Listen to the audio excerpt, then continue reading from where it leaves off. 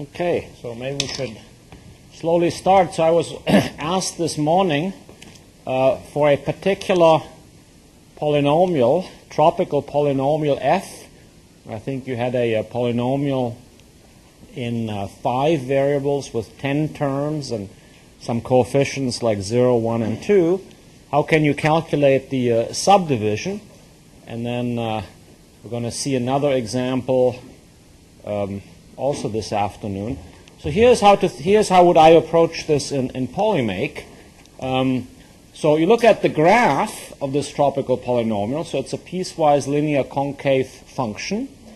So the epigraph, the stuff below the graph, is a convex polyhedron, an unbounded convex polyhedron. So that's the set of all w, u in such that u is lesser equal f of w. Now that's a classical polyhedron, right? It's given by a linear system. So these are the coefficients, and these are the unknowns. It's given by a linear system of inequality. So it's a classical convex polyhedron. And the complex of proper faces. So these are the proper faces, is isomorphic to the subdivision, right? So here's our Rn down here, So you need to compute the proper faces, and that's exactly then you ignore the u coordinate, and that should work. So I think that should help to solve problem 6. So we can try later. Okay. Do you have any announcement? So no. Okay. So today is Matroid Day. So I like to lecture about tropical linear spaces. Before we get to linear spaces, let me define a tropicalized linear space.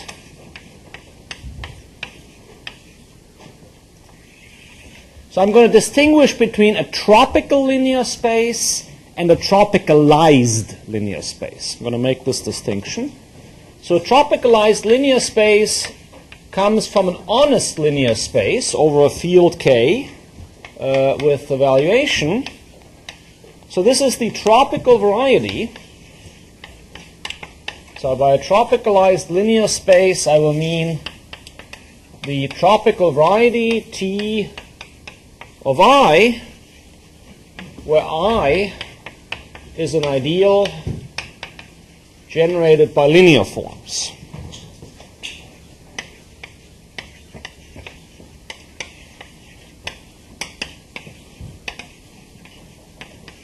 And let me assume that the linear forms are homogeneous, although that's not much of an assumption. So I have linear forms in n plus 1 variables, x0 up to xn. Over a field K, I take any ideal generated by linear forms. I type it into GFAN. What comes out, I call a tropicalized linear space. So this morning,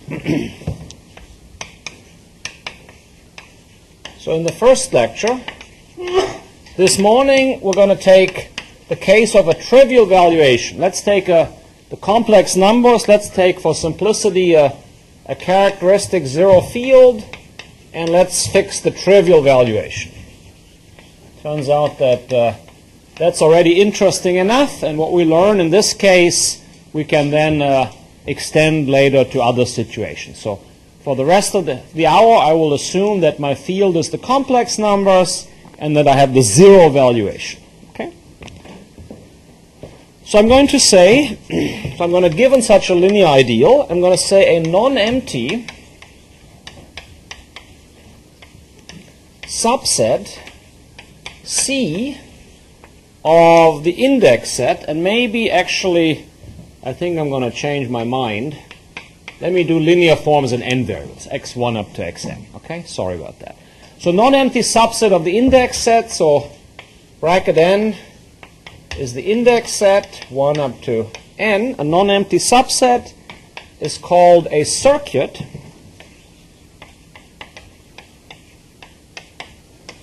of the linear ideal or of the linear space if there exists a linear form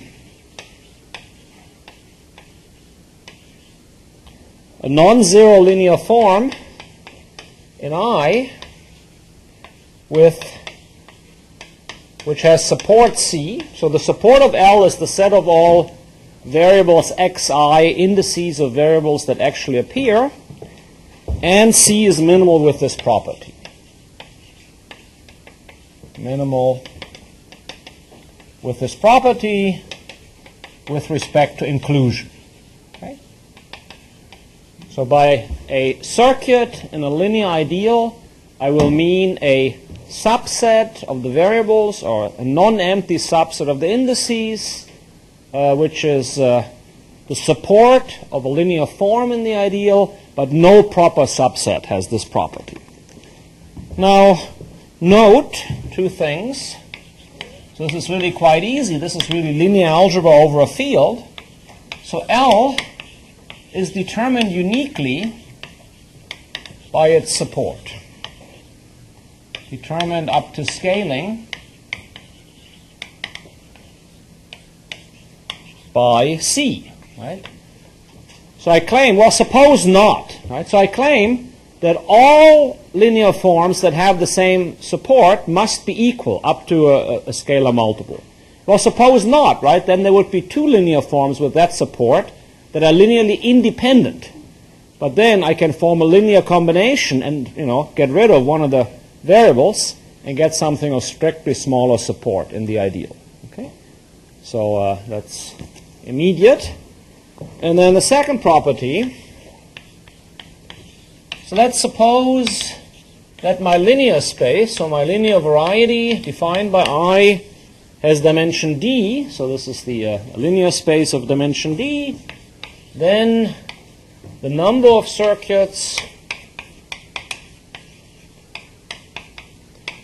is at most n choose d plus 1, and this bound is tight. This is tight generically.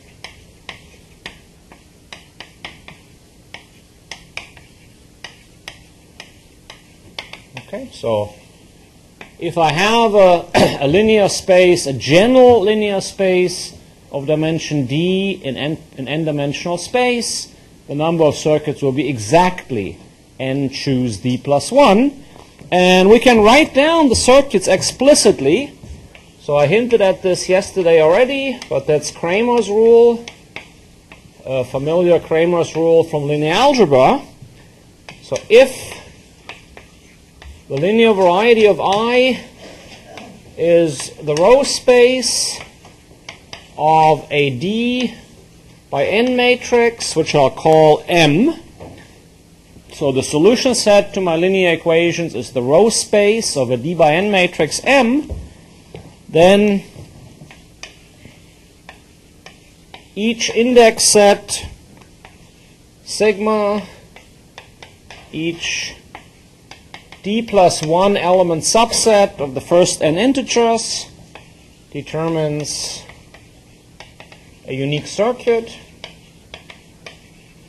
and the circuit is going to write that as L sigma. So the circuit coming from sigma is the sum over all I and sigma plus minus the determinant. So it's the alternating sum, of M sigma take away I times xi, right? So sigma is a d plus 1 element set. So if I remove I from it, I get a square. I look at the square maximal submatrix with column indices sigma minus I. Then I take the alternating sign and I multiply by xi. So those linear forms, will be in the kernel of M. So they will be in the linear ideal, and they have minimal support. Now it could happen, and they're all distinct. So if M is a generic matrix, they're all distinct. For special matrices, it could happen, that this is 0, or it could happen that L sigma is equal to some L sigma prime. So there might be some degeneracy. That's why we have the inequality. But in general, these are the circuits. So these are the circuits. Okay, so this is how we're describing a linear space, a classical linear space. So now let's come to the tropicalization of this linear variety.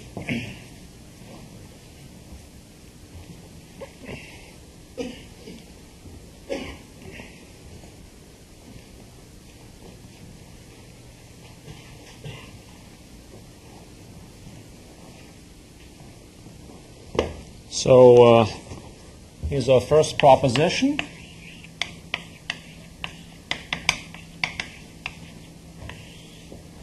Any vector, a vector W in Rn lies in the tropical variety tau of I, or the tropical variety defined by the linear ideal, if and only if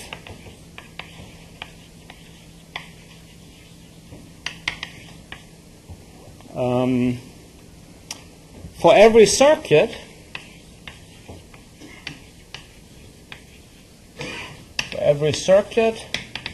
of the ideal, the minimum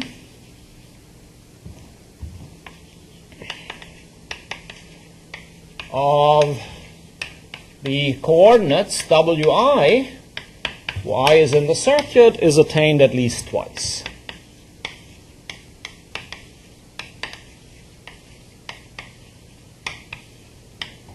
Okay, so that's a characterization of the tropical linear space. So I have a vector W. I would like to know, is it in the tropical linear space tau of I, yes or no?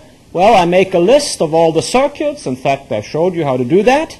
So I make a list of all the circuits. Then for each circuit, I look at the coordinates of W that are indexed by the circuit, and there has to be a tie.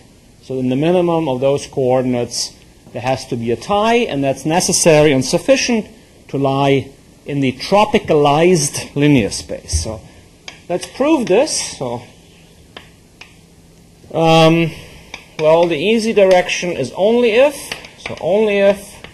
So this is a necessary condition. That's obvious because the tropical variety, whatever it is, will be contained in the intersection of the tropical hypersurfaces where L runs over all circuits. Right? So the tropical variety, by definition, is the intersection of all the tropical hypersurfaces that come from the ideal. So in particular, if I concentrate on the circuits, then the left-hand side will be in the right-hand side. So therefore, it's a necessary condition, right, for W to be in here. It has to be in there, but for W to be in tau of L, that's exactly the condition. So if C is the support of L, then this is exactly the condition that the minimum is attained twice, and that's because we have the zero valuation. Right? So here we're using the fact that we take the zero valuation, so the tropicalization of the circuit is simply, 0 x something plus 0 x something, or W, and so we take the corresponding minimum. So the only if direction is easy. The if direction requires a little argument. Well, it turns out, what we're going to show in the if direction, it turns out we actually have an equality here. I'm actually going to prove that we have an equality here. Okay? Well, let's do this slowly. So for the if direction, let's do the contrapositive. Let's suppose W is not in the tropicalized linear space. Okay? So it's not in the tropicalized linear space. So let's compute the reduced Gröbner basis.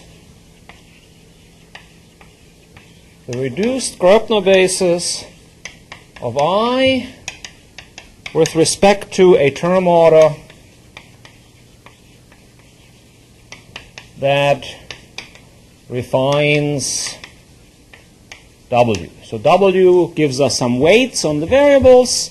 We pick a term order, and then we calculate a Gröbner basis for a term order that refines these weights.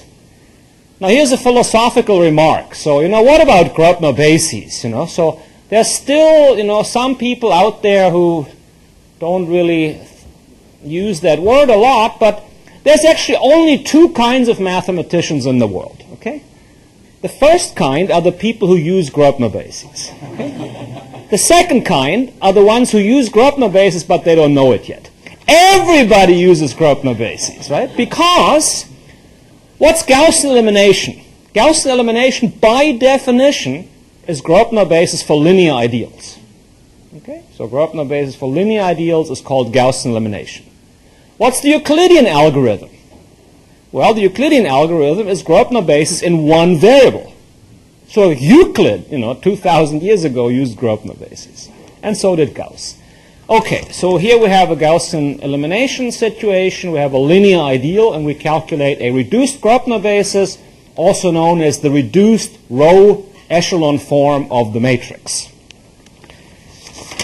Okay, so by Gaussian elimination, by Gaussian elimination, this consists of linear forms that are supported on the circuits. Supported linear forms L, supported on circuits, right? So if you run Gaussian elimination forward and backward, every row in the matrix has as many zeros as it could possibly have, meaning it's a circuit. So it consists of linear forms that are supported on circuits. And moreover, the initial ideal with respect to W is generated by their W leading forms.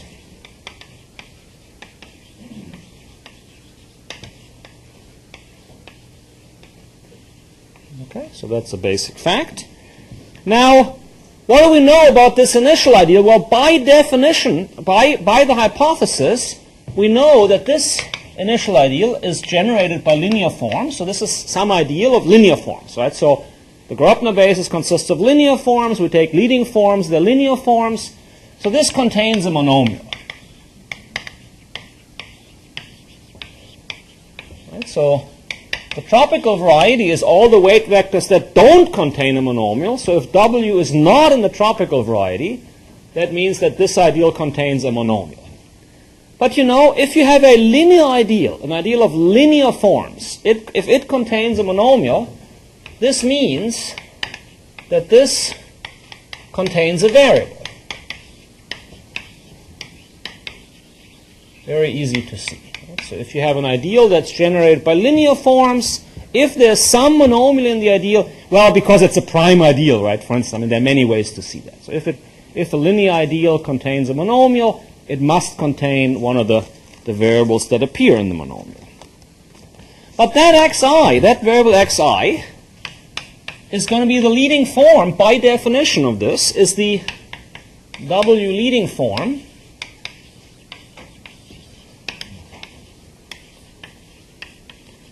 of something in the reduced Grobner basis, so of some linear form L with whose support is a circuit. That was the point here, right? So the things that are in the reduced Grobner basis are circuits, so it's going to be the leading form of that. But then, what does it say? That says the minimum of Wj, where J is in C, is uniquely attained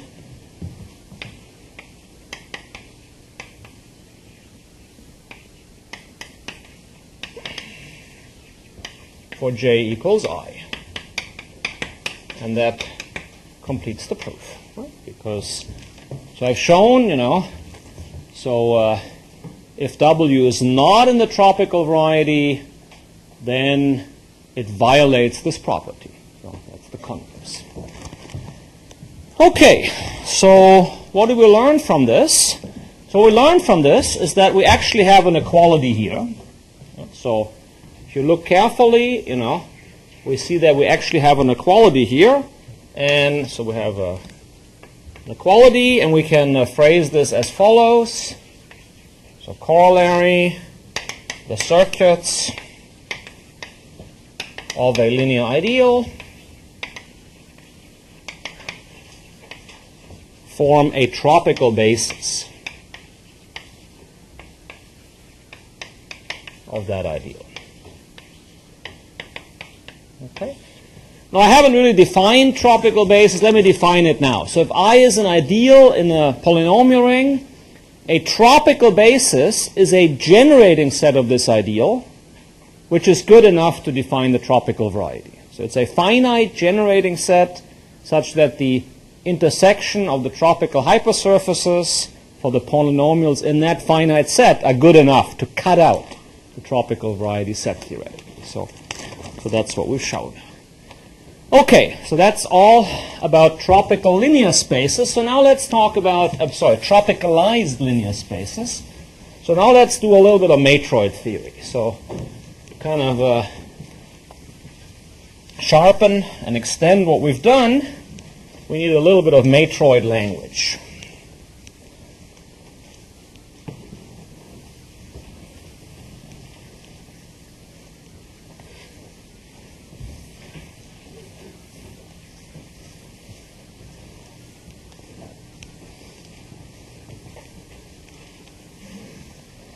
Now, with hindsight, right, if you're going to define Gaussian elimination to be Grobner bases for linear ideals, you could actually define Matroid theory to be a tropical geometry for linear varieties, actually, So, but let's not get ahead of ourselves. So let's give one of the many equivalent definitions of a matroid. So here's a definition. So a matroid is a pair. Here's one of the axiom systems. It's a pair M equals E, comma C, where E is a finite set, a finite ground set,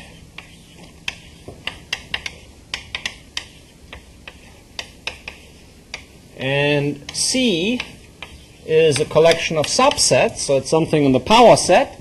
So these elements are called circuits. Okay, so it's a finite set together with a collection of subsets called circuits that satisfy the following two axioms. Okay, so there are two axioms.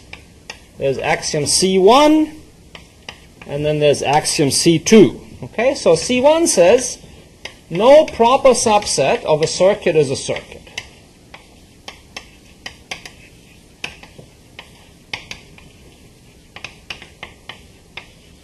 Okay, right, so this says, so if you have some subset in the collection C, then no proper subset is allowed to be in there. And then the second axiom says that if C1 and C2 are distinct circuits, then you can make a new circuit as follows, and E is any element in the intersection. So a little e is anything in C1 intersected C2, then you take their union and you take away this distinguished element E, it contains a circuit. Not necessarily unique. It contains some circuit. So these are called the circuit axioms. Okay, so very simple axioms. So matroid is a finite set together with a collection of subsets called circuits that satisfy these two circuit axioms. So let's do a little example, maybe down here. So here's an example of a matroid. Let's take E to be the ground set 1, 2, 3, 4, 5, 6. Okay? And this is going to be a matroid of rank 3. I haven't defined rank yet. I will in a moment, but this will be a matroid of rank 3.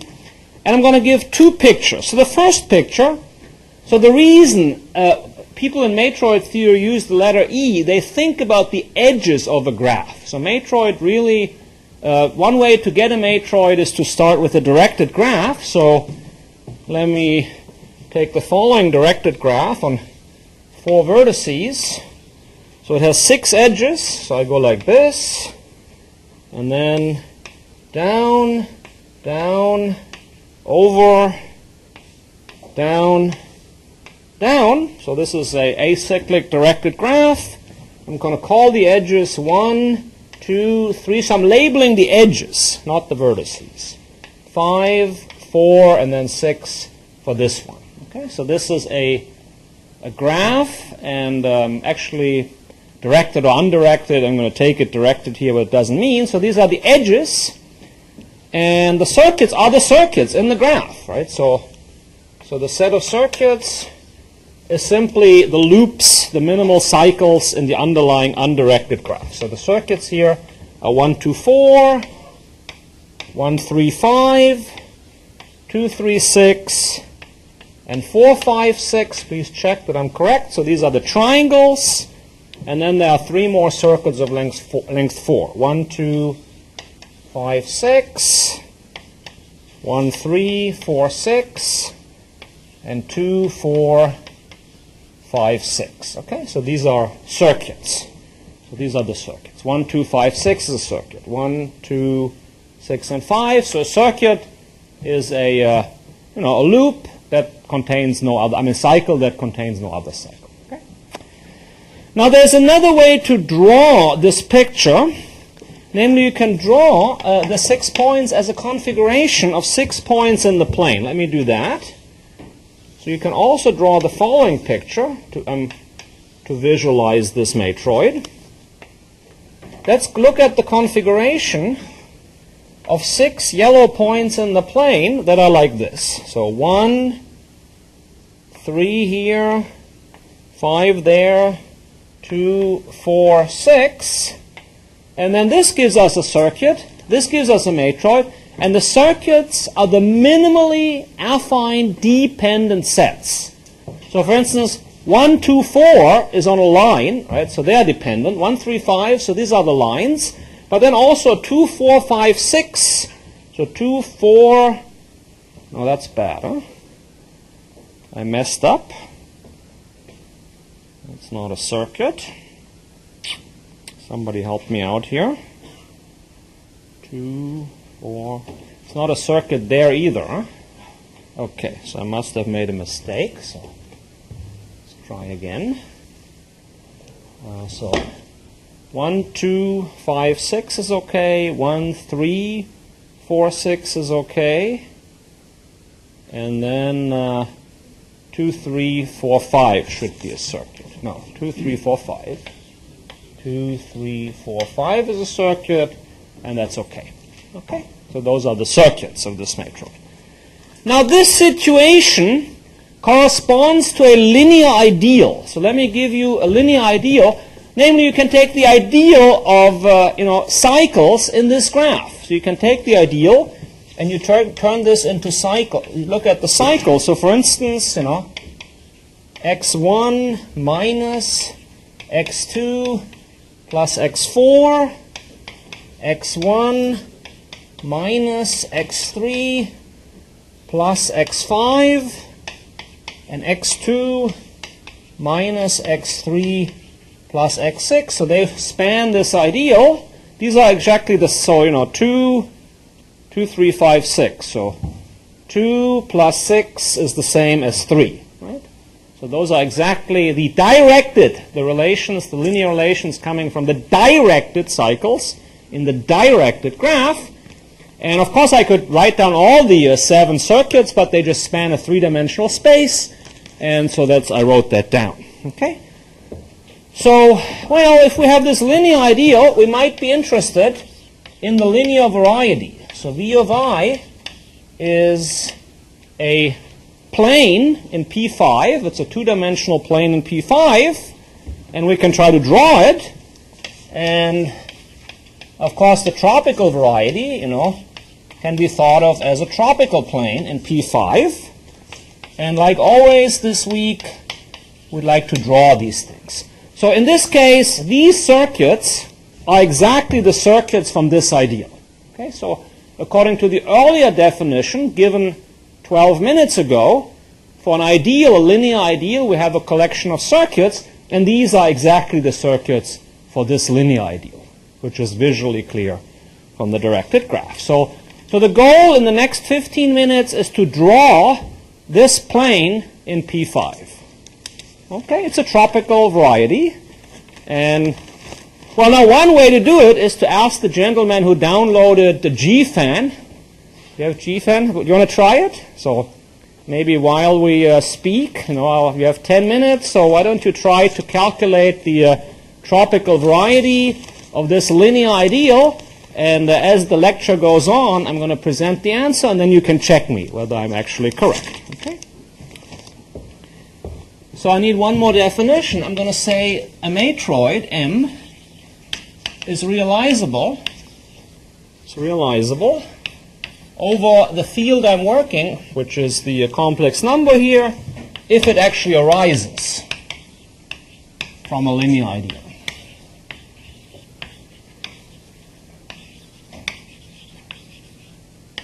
From a linear ideal I with coefficients in that field. So every linear ideal gives a matroid, right? I just make the list. I mean, clearly, the circuits, they satisfy this axiom. If you think about it for a moment, the circuits coming from a linear ideal or linear space will satisfy this. So every linear ideal defines a matroid, and those are called the realizable matroids. But there might be others. In fact, there are other matroids that are not realizable. Let me give you a little bit of matroid language. So this is just matroid language. Matroids is a very, very simple theory. It's definitely, undergraduate math. So I apologize. On Monday I said the rest of the week would do graduate math. So what I'm going to do now is definitely undergraduate math, but it might be unfamiliar to some of you. And there's our matroid consultant team. So these two wonderful people over there, from Pohang and Kyoto respectively, they are your friendly neighborhood matroid consultants. So if you have any questions about this language, you can ask them. So a subset, E, a subset of E, is called independent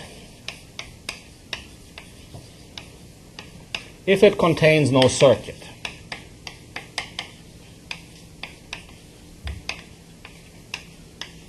If it contains no circuit, so in the graph this would be a forest, here this would be an affinely independent set. A maximal, with respect to inclusion, independent set is called a basis. So a basis of a matroid is a maximal, is a set that contains no circuit and is maximal with that property. They would correspond to the affine bases, to independent triples here, and they would correspond to spanning trees in the graph. Now it's a basic fact that all bases have the same cardinality. All bases of M have the same cardinality. I'm going to say D. And that's the rank, called the rank of M. And that usage of D is consistent with my earlier usage of D as the number of rows in the matrix. Okay? That's the dimension of the space. A flat of a matroid, a flat of M. Well, think about this matroid as a bunch of yellow points, and these points, they span linear spaces of various dimensions, right? And these are called flats. A flat of M is a set, a subset F of E, such that the following holds. If you take a circuit and you take away F, this is not allowed to be a singleton for any circuit C. Okay?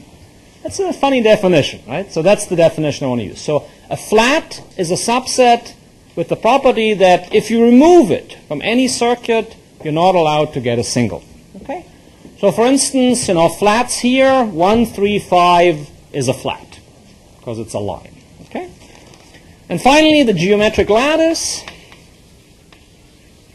of a matroid is a partially ordered set. So the geometric lattice of M is simply the collection of all flats, a set of all flats ordered by inclusion.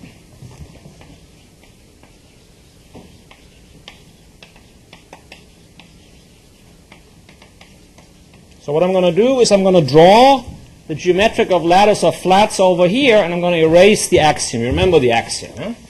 Circuit axiom is very simple. Let me draw the geometric lattice for this example. So, well, certainly the empty set is a flat, right? Because there's no singleton circuits, right? So if there were a singleton circuit, then the empty set wouldn't be a flat. But since there's no circuit of cardinality 1, the empty set is a flat. Everything, the full set, 1, 2, 3, 4, 5, 6, that's a flat, right? Because, just check the definition, right? Because if you take any circuit minus everything, you're never going to get a singleton because nothing is left, okay? Now, likewise, the singletons are flats. 1, 2, 3, 4, 5, 6. They are flats because, these guys have cardinality at least 3. You take out 1, you can't get a singleton. Okay? And then finally, there are 7 non-trivial flats. There's the line 1, 6, the line 2, 5, 3, 4, 1, 2, 4, 1, 3, 5, 2, 3, 6, 4, 5, 6. And this is a partially ordered set, so I draw the Hasse diagram. In fact, let me draw this in yellow. So these are the relations, inclusion relations. And here we go. Tuck, tuck, tuck, tuck, tuck. And then the middle layer, let me make it red. So 1 is in here, and in there. And then 2 is here, and here, and over there, and so on. 3, 3, 3, 4, 4, 4, 5, 5, 5, 5, 5, oops, 5, 6, 6. Okay, you get the idea. So this is a partially ordered set, and this is the geometric lattice of all flats of the matroid.